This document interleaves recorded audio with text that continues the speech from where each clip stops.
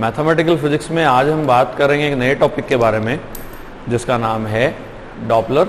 Effect या Doppler प्रभाव। 4 vector formulation में हम डॉपलर प्रभाव की क्या क्या एप्लीकेशन हम पढ़ सकते हैं उसके बारे में हम बात करेंगे, है ना। हम छोटी क्लासेस में 11th-12th क्लास में हम डॉपलर इफेक्ट की डेफिनेशन कुछ इस तरीके से पढ़ते हैं कि जब सोर्स और ऑब्जर्वर,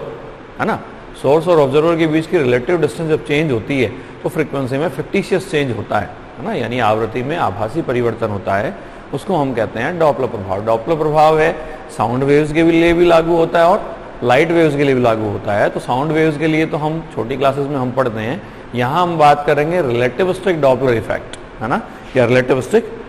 डॉपलर इफेक्ट के बारे में। तो अपनी हेडिंग है डॉपलर प्रभाव या डॉपलर इफेक्ट,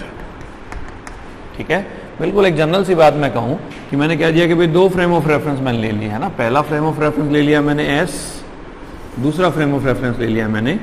एस डैश, है ना। एक तो एस आ गया और दूसरा आ गया एस डैश। किसी पर्टिकुलर टाइम टी पर जब टी और टी डैश दोनों अपने पास कितना हो, 0 हो, इनिशियल पॉइंट के ऊपर दोनों अपने पास क्या है, एक दूसरे के कोरस्पॉन्डिंग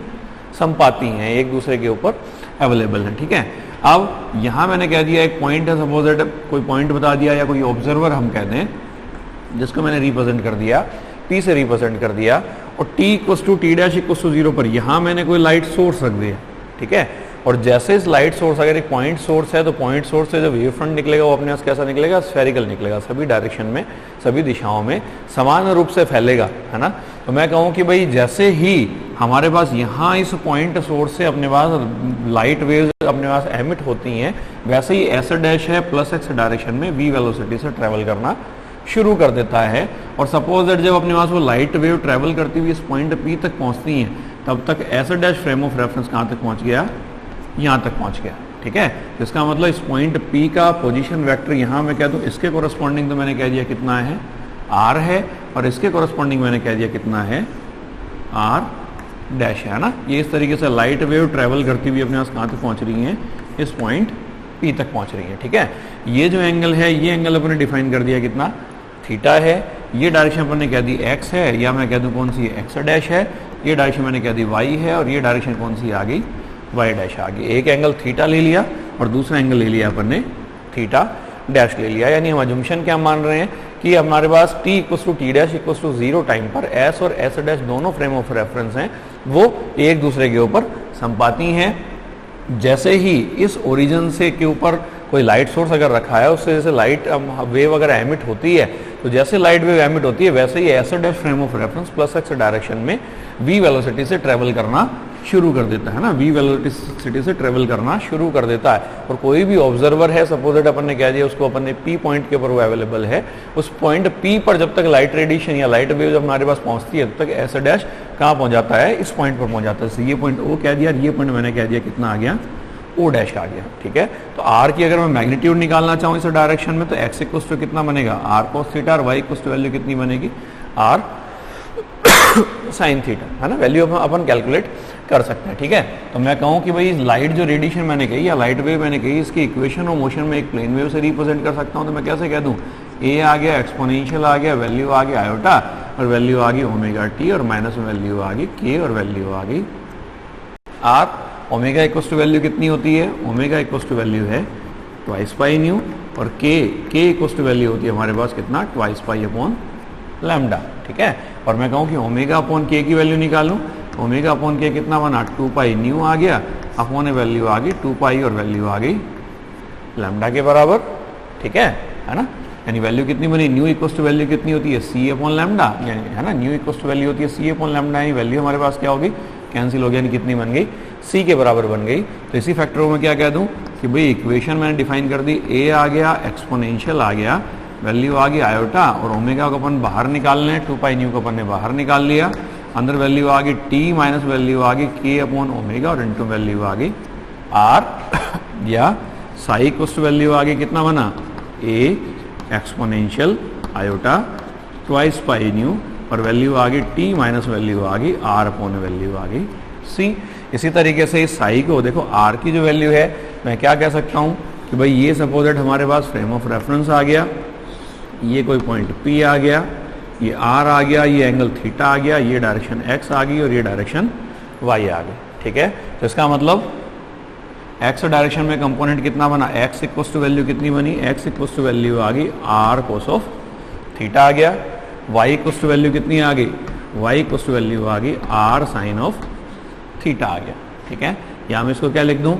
x दोनों तरफ मैंने कोस थीटा से मल्टीप्लाई कर दिया, x cos theta equals to value आ गई R कोस स्क्वायर थीटा, और इसी तरीके से y sine theta equals to value आ गई कितना, वैल्यू आ गई R साइन स्क्वायर थीटा। इन दोनों इक्वेशंस को आपस में क्या कर दें, ऐड कर दें, cos square theta plus sign square theta कितना बन गया, 1 बन गया, और ये वैल्यू कितनी आ गई R, इसका मतलब R इक्वल्स टू वैल्यू आ गई कितना बना, वैल्यू आ गई x cos theta plus value आ गई y sine of theta, define कर सकते हैं 1। इसका मतलब इसी साई को मैं क्या लिख दूं, साई इक्वल्स टू वैल्यू आ गई a एक्सपोनेंशियल, वैल्यू आ गई, डायरेक्ट मैं सिंपली r की वैल्यू मेंशन कर दूं, है ना, बाद में अपन एक साथ लिख देंगे इसको। तो r की वैल्यू हमारे पास कितनी बनी, r इक्वल्स टू वैल्यू आ गई x cos of theta plus value आ गई y और वैल्यू आ गई साइन ऑफ थीटा। ठीक है, या दूसरे फ्रेम ऑफ रेफरेंस के लिए ऐसा डैश के लिखूं, वही हमारे पास सेम वेव है, एम्पलीट्यूड सेम होगा, एक्सपोनेंशियल आ गया, आयोटा आ गया और वैल्यू आ गई, इसको मैं लिख दिया ट्वाइस पाई न्यू डैश और वैल्यू लिख दी अपन ने टी डैश माइनस वैल्यू लिख दी आर डैश अपॉन वैल्यू आ गई सी। इसको दे दिया अपन ने इक्वेशन नंबर फर्स्ट और इसको दे दिया अपन ने इक्वेशन नंबर सेकंड आ गया। ठीक है, तो हमारे पास एक लाइट वेव है जिसको अपन स्टडी कर रहे हैं एस फ्रेम में और इसी को अपन स्टडी कर रहे हैं किसमें, S dash frame of reference में। तो हमारे पास देखो एक रूल आता है जिसे हम कह रहे हैं कि अगर ये आप वेव की इक्वेशन लिख रहे हो, उसका अगर डिस्प्लेसमेंट लिख रहे हो, तो इसके अंदर एक्सपोनेंशियल के अंदर ये जो टर्म है, ये टर्म अपने पास क्या कहलाती है, उस वेव के फेज को रिप्रेजेंट करती है। और फेज इनवेरियंस रूल कहता है कि भाई फेज जो है वो हमारे पास फ्रेम इंडिपेंडेंट होता है। इसका मतलब फेज इनवेरियंस रूल क्या कहेगा कि हमारे पास लाइट वेव का phase S frame of reference में और S dash frame of reference में, दोनों में हमारे पास कैसा रहेगा, सेम रहेगा। तो मैं कह दूं देखो फेज इनवेरियंस रूल से मैं क्या कह सकता हूं, फेज इनवेरियंस रूल क्या कहेगा कि 2 पाई न्यू और वैल्यू आ गई टी माइनस वैल्यू आ गई R upon C equals to value आ गई ट्वाइस पाई आ गया, वैल्यू आ गई न्यू डैश और वैल्यू आ गई टी डैश और माइनस वैल्यू आ गई आर डैश अपॉन वैल्यू आ गई सी। या इसी को क्या लिख सकता हूं, देखो न्यू आ गया, टी माइनस वैल्यू आ गई आर की जगह कितना लिख दिया मैंने X cos theta plus value आ गई y sine theta upon value आ गई C nu dash T dash minus X dash cos of theta dash plus value आ गई y डैश और वैल्यू आ गई साइन ऑफ थीटा डैश और अपॉन वैल्यू आ गई सी। ठीक है, अब अगर लॉरेंस ट्रांसफॉर्मेशन इक्वेशन हम डिफाइन करें तो लॉरेंस ट्रांसफॉर्मेशन इक्वेशन देखो क्या कहती है कि X dash equals to value होती है गामा और वैल्यू होती है एक्स माइनस वी टी, या क्या लिखें X dash equals to value आती है गामा और वैल्यू आ गई एक्स माइनस वैल्यू आ गई बीटा आ गया सी आ गया और वैल्यू आ गई टी, है ना। Y dash equals to value आ गई Y, Z dash equals to value आ गई जेड और T dash equals to value आ गई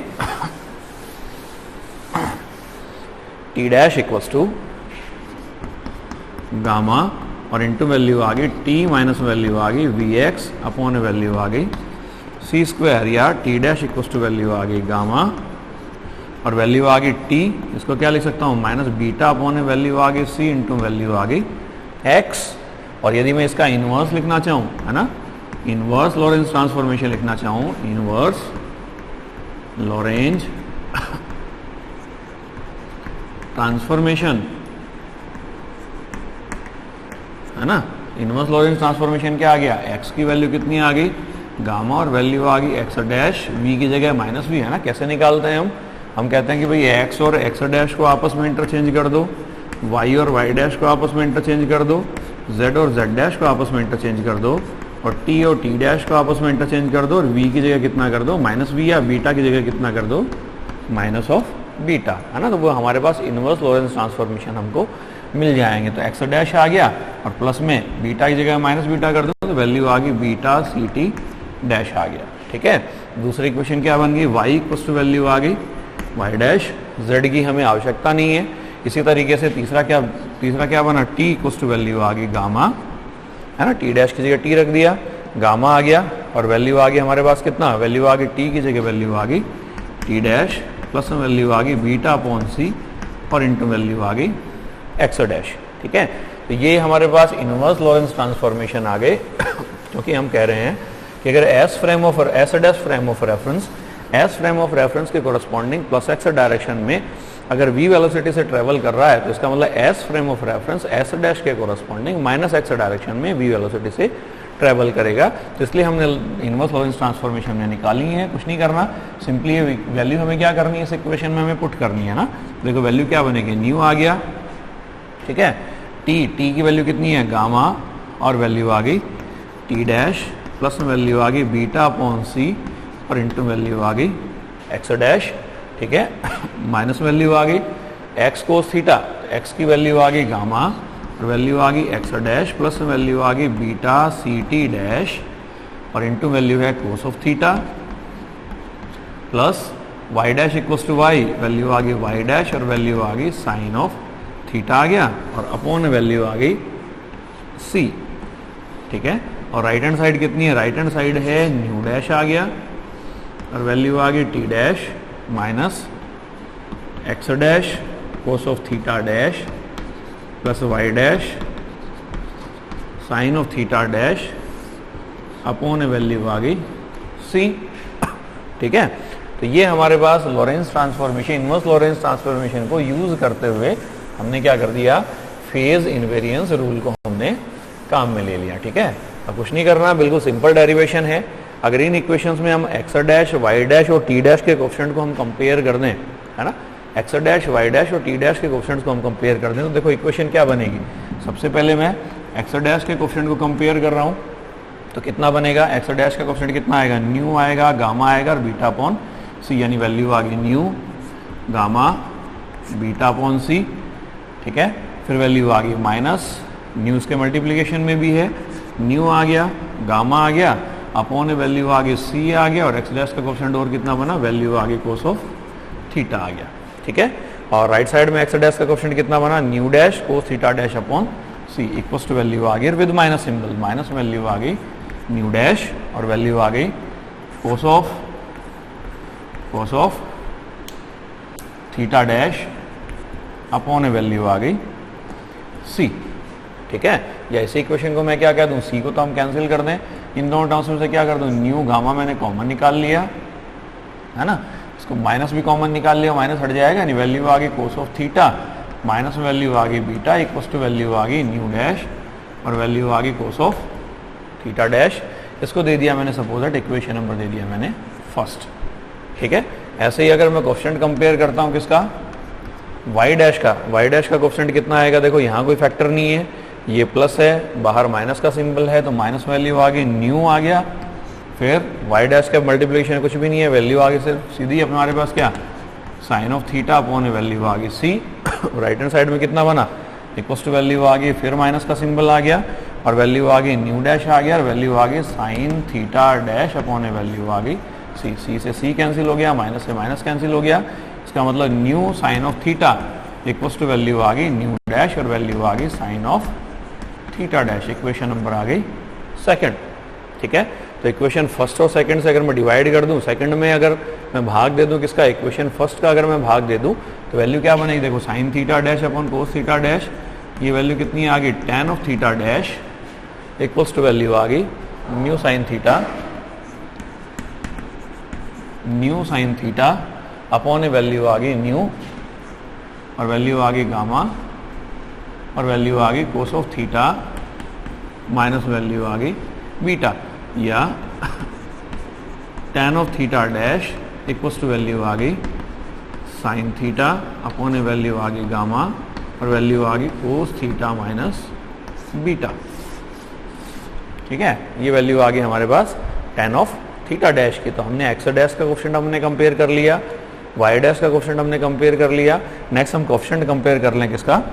टी डैश का, है ना। तो यदि हम टी डैश का कोएफिशिएंट कंपेयर करें तो देखो हमारे पास फैक्टर क्या बनेगा, जो हमारे पास डॉपलर इफेक्ट का मेन रिजल्ट है ना, जिसके बिहाव पर हम लॉन्गिट्यूडनल और ट्रांसवर्स डॉपलर इफेक्ट दोनों का हम एक्सप्लेनेशन करते हैं। तो टी डैश का कोएफिशिएंट निकाल लें तो देखो कितना बना, न्यू आ गया, गामा आ गया, फिर न्यू गामा और माइनस आ गया, फिर गामा आ गया, न्यू आ गया, वैल्यू बनी अपने पास कितना, न्यू आ गया और वैल्यू आ गई गामा, और टी डैश का कोएफिशिएंट हम कंपेयर कर रहे हैं, वैल्यू आ गई बीटा सी कोस थीटा अपॉन वैल्यू आ गई सी, और राइट साइड में टी डैश का कोएफिशिएंट कितना आ गया, टी डैश का कोएफिशिएंट आ गया न्यू डैश। तो दैट मीन्स ये सी से तो सी कैंसिल हो गया, इसका मतलब यहाँ से न्यू और गामा कॉमन आ गया, तो 1 माइनस वैल्यू आ गई बीटा कोस ऑफ थीटा आ गया और इक्वल्स टू वैल्यू आ गई न्यू डैश। इसका मतलब न्यू इक्वल्स टू वैल्यू आ गई न्यू डैश अपॉन वैल्यू आ गई गामा और इंटू वैल्यू आ गई 1 minus beta cos of theta आ गया। तो न्यू इक्वल्स टू वैल्यू आ गई न्यू डैश अपॉन वैल्यू आ गई gamma into 1 minus beta cos of theta. इसको दे दिया मैंने, इक्वेशन नंबर दे दी मैंने थर्ड। तो ये इक्वेशन है, ये इक्वेशन हमारे पास फ्रीक्वेंसी के अंदर रिलेशन को डिफाइन कर रहा है न्यू और न्यू डैश में। न्यू डिफाइंड है हमारे पास एस फ्रेम ऑफ रेफरेंस में और न्यू डैश डिफाइंड है हमारे पास S dash frame of reference में। ठीक है, तो अपन साउंड वेव्स के लिए डॉपलर इफेक्ट हम पढ़ते हैं तो उसमें हम कहते हैं कि भाई ध्वनि तरंगों के लिए डॉपलर प्रभाव इस बात पर निर्भर करता है कि स्रोत और श्रोता या सोर्स और ऑब्जर्वर में से कौन गतिशील है ना। यानी मैं कहूँ कि सपोज दैट हमारे पास अलग अलग सिचुएशन है कि सोर्स आ गया, ऑब्जर्वर आ गया, दोनों इस डायरेक्शन में ट्रेवल कर रहे हो, या मैं कह दूं सोर्स ट्रेवल कर रहा है, ऑब्जर्वर स्टेशनरी है, या मैं कह दूं दोनों इस डायरेक्शन में ट्रेवल कर रहे हो। हर कंडीशन में रिजल्ट हमारे पास क्या आते हैं, डिफरेंट आते हैं। मींस साउंड वेव्स के लिए डॉपलर प्रभाव इस बात पर निर्भर करता है कि स्रोत या श्रोता में से कौन गतिशील है। लेकिन जब आप रिलेटिविस्टिक डॉपलर इफेक्ट हम पढ़ते हैं, है ना, प्रकाश तरंगों के लिए डॉपलर प्रभाव पढ़ते हैं, तो वो इस बात पर निर्भर नहीं करता, चाहे स्रोत गतिशील हो चाहे श्रोता गतिशील हो, रिजल्ट में हमारे पास चेंज नहीं आएगा। तो यहाँ देखो मैंने रिजल्ट निकाला, न्यू इक्वल्स टू वैल्यू आ गई न्यू डैश और अपॉन वैल्यू आ गई गामा और इंटू वैल्यू आ गई 1 minus beta cos of theta. तो देखो दो तरह के डॉपलर प्रभाव हम निकाल सकते हैं। एक तो हम निकाल सकते हैं कौन सा, लॉन्गिट्यूडनल, लॉन्गिट्यूडनल या हम कहते हैं कौन सा, अनुदैर्ध्य, अनुदैर्ध्य डॉपलर प्रभाव, या हमने कह दिया कौन सा आ गया, लॉन्गिट्यूडनल डॉपलर इफेक्ट। अब लॉन्गिट्यूडनल डॉपलर इफेक्ट में दो केस हमारे पास आते हैं। पहला केस है जब थीटा इक्वल्स टू 0 डिग्री हो, cos theta equals to value कितनी बनेगी, 1 बनेगी, है ना। इसका मतलब न्यू इक्वल्स टू वैल्यू कितनी है, देखो न्यू डैश, और गामा की वैल्यू कितनी होती है, 1 upon under root of 1 minus V square by C square, यानी 1 माइनस बीटा स्क्वायर, और ये वैल्यू कितनी बनेगी, 0 है तो वैल्यू आ गई 1 माइनस बीटा, यानी न्यू इक्वल्स टू वैल्यू आ गई न्यू डैश, और रूट वैल्यू आ गई, इसको क्या लिख सकते हैं अपन, 1 प्लस बीटा, और इंटू वैल्यू आ गई 1 माइनस बीटा अपॉन वैल्यू आ गई, अपॉन वैल्यू आ गई 1 माइनस बीटा। इसका मतलब न्यू इक्वल्स टू वैल्यू आ गई कितना बना, nu equals to nu dash, और रूट वैल्यू आ गई कितना, 1 प्लस बीटा अपॉन वैल्यू आ गई 1 माइनस बीटा। ठीक है, लॉन्गिट्यूडनल डॉपलर इफेक्ट में दूसरा केस हमारे पास आता है जब थीटा इक्वल्स टू हमारे पास कितना हो, पाई हो, या 180 डिग्री, यानी सोर्स और ऑब्जर्वर दोनों अपोजिट डायरेक्शन में यदि ट्रेवल कर रहे हो, है ना। तो दूसरा केस हमारे पास आता है कि जब थीटा बराबर वैल्यू कितनी हो, पाई हो, यानी cos of theta equals to value कितनी बन गई, minus of 1, cos of theta equals to -1, that means nu equals to value आ गई, न्यू इक्वल्स टू वैल्यू आ गई न्यू डैश अपॉन वैल्यू आ गई गामा और इंटू वैल्यू आ गई 1 प्लस बीटा, या न्यू इक्वल्स टू वैल्यू आ गई न्यू डैश, रूट वैल्यू आ गई 1 minus beta square upon value आ गई 1 प्लस बीटा, यानी न्यू इक्वल्स टू वैल्यू आ गई न्यू डैश। ठीक है, और ये वैल्यू कितनी आ गई, रूट वैल्यू आ गई 1 माइनस बीटा अपॉन वैल्यू आ गई 1 प्लस बीटा। तो ये हमारे पास कहलाता है कौन सा, अनुदैर्ध्य डॉपलर प्रभाव। थीटा इक्वल्स टू 0 डिग्री हो या theta equals to pi degree हो, है ना, दोनों हमारे पास सेम डायरेक्शन में ट्रेवल कर रहे हो, या हम कहते हैं हमारे पास अपोजिट डायरेक्शन में ट्रेवल कर रहे हो। ठीक है, इसी तरीके से दूसरा केस अनुदैर्ध्य के बाद हमारे पास आता है कौन सा, दूसरा केस है अनुदैर्ध्य के बाद हमारे पास दूसरा केस है अनुप्रस्थ डॉपलर प्रभाव। अनुप्रस्थ डॉपलर प्रभाव मतलब transverse Doppler effect, transverse Doppler effect. अब ट्रांसवर्स डॉपलर इफेक्ट में ट्रांसवर्स का मतलब कितना हो, थीटा इक्वल टू वैल्यू हो 90 डिग्री, यानी कोस थीटा की वैल्यू अपने पास कितनी बने,